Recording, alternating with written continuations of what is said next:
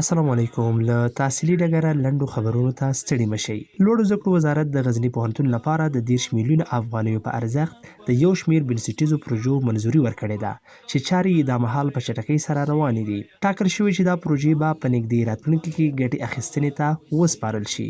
د ننګرهار پوهنتون او میوند طبي لابراتوار ترمنځ د یاد پوهنتون محصلینو او منصبینو ته په 40 سلنه کمښت لابراتواري معایناتو ترسره کولو او د ګډو ورکشاپونو، سیمینارونو او روزنیزو برنامو د دایرولو په اړه د همکاریو هوکړلیک لاسلیک شو. پکتیا پوهنتون د 90 میلیونه افغانیو په ارزښت الکترونیکي وسایل چې لیپټاپ او ډیسکټاپ کمپیوټرونه، پرنټرونه، ال سی ډي سکرینونه، ساوند سیستم، امنیتي کیمرې او د معلوماتي ټکنالوژي اړوند وسایل پکې شامل دي، د یوه قرارداد له مخې خریداري کړل. بل خوا د پکتیا پوهنتون او د خاتم النبیین خصوصي پوهنتون غزني څانګې ترمنځ د ګډو همکاریو هوکړلیک لاسلیک شو. د هلمند پوهنتون مسؤلینو د وردګ د لوړو زده کړو مؤسسې څخه لیدنه وکړه.